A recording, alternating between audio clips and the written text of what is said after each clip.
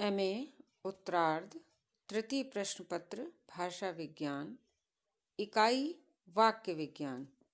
और मैं चर्चा कर रही हूँ वाक्य परिवर्तन की विभिन्न प्रकरणों पर चर्चा करने के पश्चात वाक्य परिवर्तन की दिशाओं की। जैसा कि हम जानते हैं,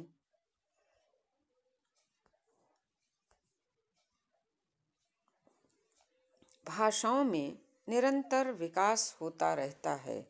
जैसे मानव जीवन से संबंधित शारीरिक, मानसिक, भौगोलिक, आर्थिक और सामाजिक आदि दशाओं में निरंतर प्रगति और परिवर्तन होता रहता है, उसी तरह से उसी मनुष्य के द्वारा प्रयुक्त की जाने वाली विभिन्न भाषाओं में भी निरंतर विकास अथवा परिवर्तन होता रहता है।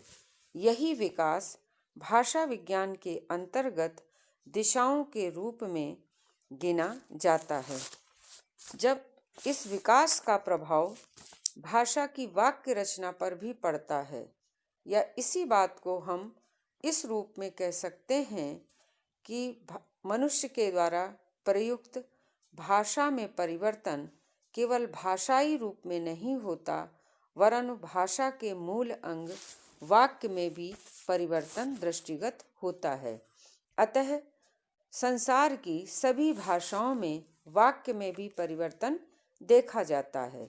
वाक्य परिवर्तन की कुछ प्रमुख दिशाएं निम्नलिखित हैं। जैसे पद क्रम में परिवर्तन, दूसरा अन्वय परिवर्तन, तीसरा उपवाक्यों में परिवर्तन, चौथा निकटस्थ अवयवों में परिवर्तन, पांचवा डैश का प्रयोग, छठा दिशा है कोष्टक प्रयोग, सातवीं दिशा है पद या प्रत्यय का प्रयोग, आठवीं दिशा है अधिक पद का प्रयोग, जिसे काव्यशास्त्र के अंतर्गत अधिक पदत्व दोष भी गिना जाता है।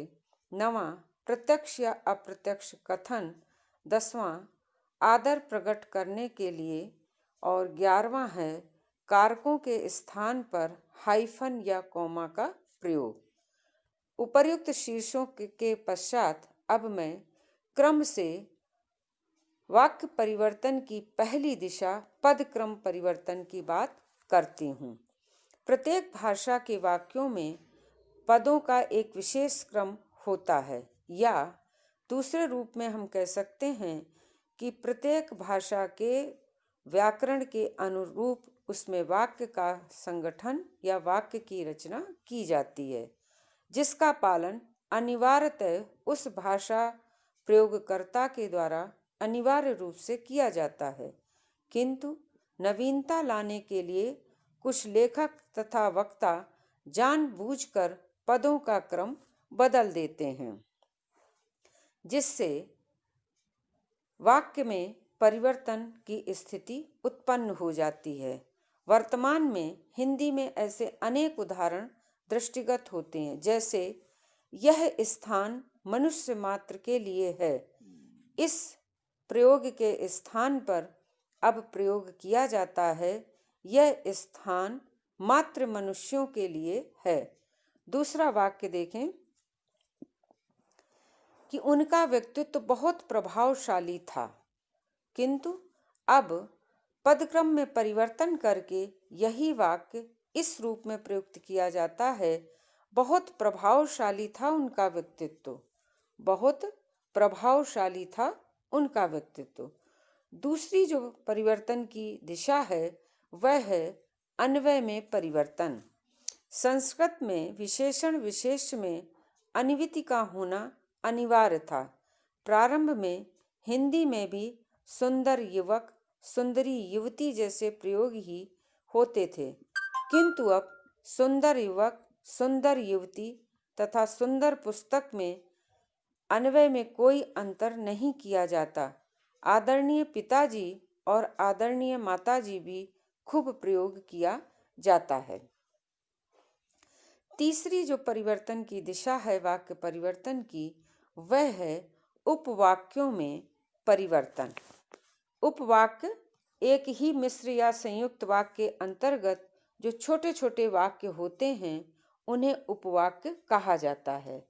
यहाँ पर उपवाक्य से तात्पर्य है, प्रारंभ में हिंदी में पृथक पृथक उपवाक्य अपनी अपनी क्रिया के साथ प्रयुक्त होते थे। वर्तमान में एक उपवाक्य के मध्य दूसरा उपवाक्य भी आ जाता है या दूसरे उपवाक्य की भी रचना कर दी जाती है। जैसे आजकल जो समाचार पत्र आ रहे हैं बहुत कम पृष्ठों के होते हैं। यहाँ पर अलग अलग उपवाक्यों के स्थान पर केवल एक क्रिया के साथ दो उपवाक्यों को जोड़ दिया गया है। अगली वाक्य परिवर्तन की दिशा है निकटस्थ अवयवों में परिवर्तन, अर्थात वाक्य के निकट अंगों में कोई परिवर्तन का होना कहलाता है निकटस्थ अवयवों में परिवर्तन। कई बार अज्ञानता या अशिक्षा के कारण निकटस्थ अवयवों के स्थान में भी परिवर्तन प्रायः देखा जाता है। जैसे मैंने उन्हें एक फूल माला भेंट की। यह वाक्य प्रायः इस रूप में देखा जाता है, मैंने उन्हें एक फूलों की माला भेंट की। यहाँ वक्ता यह नहीं समझ सका है कि ऊपर के वाक्य में एक विशेषण है तथा फूल माला विशेष्य है, अतः वह तो शुद्ध है, किंतु जब फूलों की माला का प्रयोग असमस्त रूप में किया जा रहा है तो एक विशेषण को भी माला के साथ ही रखना आवश्यक है, अन्यथा एक फूलों में अर्थ की दृष्टि से कोई निकटता नहीं है। पांचवा है डैश का प्रयोग। प्राचीन हिंदी में प्रयुक्त किसी कठिन शब्द को स्पष्ट करने के लिए पृथक वाक्य का प्रयोग किया जाता था। जैसे राम बहुत ही सज्जन है। यहाँ सज्जन से तात्पर्य है कि राम बहुत ही ईमानदार और न्यायप्रिय है। परंतु वर्तमान में इन दोनों वाक्यों को मिलाकर डैश की सहायता से इस प्रकार लिखा जाता है, राम बहुत ही सज्जन, ईमानदार और न्यायप्रिय है।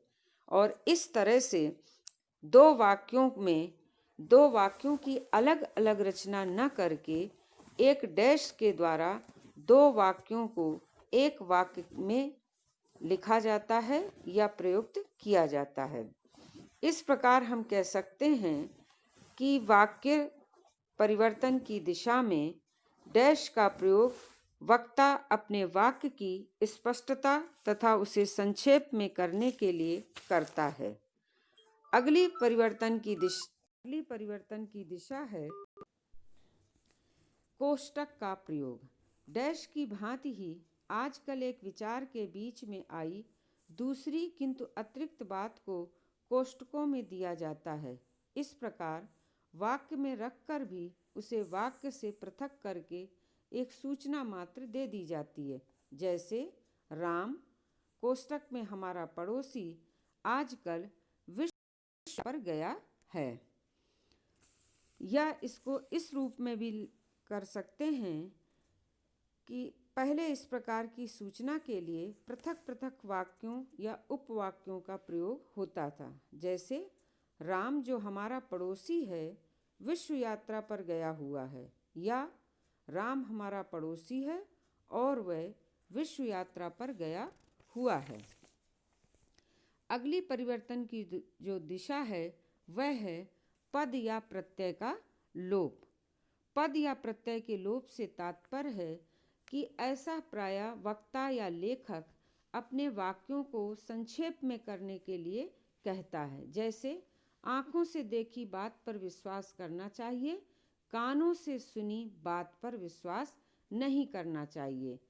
इस वाक्य को प्रायः इस रूप में हम प्रयुक्त होते देखते हैं, आँखों देखी बात पर विश्वास करना चाहिए, कानों सुनी नहीं, और नहीं के साथ ही वाक्य को पूर्ण कर दिया जाता है या पूर्ण मान लिया जाता है। उपर्युक्त वाक्य की तुलना करने पर हम देखते हैं कि पहले वाक्य में जहाँ अधिक प्रत्ययों का प्रयोग है वहीं दूसरे वाक्य में उन्हीं प्रत्ययों का लोप हो गया है।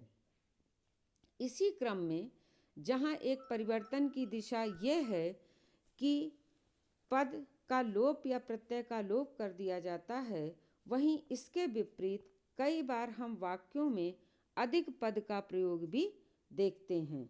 जैसे बोलचाल में हम सामान्यतः ऐसे वाक्यों का प्रयोग बहुतायत से करते हैं। जैसे दरअसल मैंने पढ़ा ही नहीं, या वह सज्जन पुरुष आया ही नहीं, पुस्तक मेरे को दे दो। यहाँ पर में, पुरुष और को, ये तीनों ही प्रत्ययों का अधिक प्रयोग किया गया है और इस तरह से अधिक पद प्रयोग से भी वाक्य परिवर्तन होता है या इसे भी वाक्य परिवर्तन की दिशा माना गया है। अगली दिशा के रूप में जो शीर्षक आता है वह है प्रत्यक्ष या अप्रत्यक्ष कथन। अंग्रेजी भाषा के प्रभाव के कारण आजकल हिंदी में भी प्रायः ऐसे वाक्य प्रयोग किए जाते हैं जैसे राम ने कहा है कि मैं कल आऊँगा के स्थान पर हिंदी में आजकल ये कहा जाता है कि राम ने कहा है कि वह कल आएगा। मैं के स्थान पर वह का प्रयोग किया जाता है। अगली दिशा है आदर प्रकट करने के लिए। प्रायः आदर प्रकट करने के लिए एक वचन के स्थान पर बहुवचन तथा स्त्रीलिंग के स्थान पर पुल्लिंग का प्रयोग वाक्यों में किया जा रहा है। जैसे जब राम वन को गया के स्थान पर जब राम वन को गए। आप कब आईं के स्थान पर आप कब आए। जब कब आईं के स्थान पर निश्चित है आने वाला जो है वो स्त्रीवाचक है, लेकिन आदर के लिए हम उससे पूछते हैं आप कब आए, ये नहीं पूछते कि आप कब आईं। इसी प्रकार वह गया के स्थान पर वे गए तथा मैं आया के स्थान पर हम आए का प्रयोग भी बहुतायत से हो रहा है, जो आदर प्रकट करने के साथ साथ हमारे वाक्य परिवर्तन की दिशा का भी एक बहुत बड़ा कारण है। अगला और अंतिम कारण है कारकों के स्थान पर हाइफन तथा कॉमा का प्रयोग। संक्षेप के लिए प्रायः ऐसे वाक्यों का प्रयोग किया जाता है जैसे यह मेरठ कॉलेज का संस्कृत विभाग है। इस वाक्य के स्थान पर यह मेरठ कॉलेज संस्कृत विभाग है, अर्थात यहाँ पर प्रयोगकर्ता ने का संबंध सूचक अव्यय का प्रयोग लुप्त कर दिया है और कॉमा लगाकर कॉलेज के बाद कॉमा लगाकर अपनी बात को पूरा किया है। इस प्रकार हमारे वाक्य परिवर्तन की विभिन्न दिशाओं के ये कुछ गिने चुने कारण हैं, लेकिन नित्य प्रति परिवर्तित होती हमारी भाषा में वाक्य परिवर्तन संबंधी भी अनेक दिशाएं और भी मिल सकती हैं। निश्चित रूप से उनकी ओर भाषाविदों और भाषा प्रयोगकर्ताओं का ध्यान आकृष्ट होना आवश्यक है। धन्यवाद।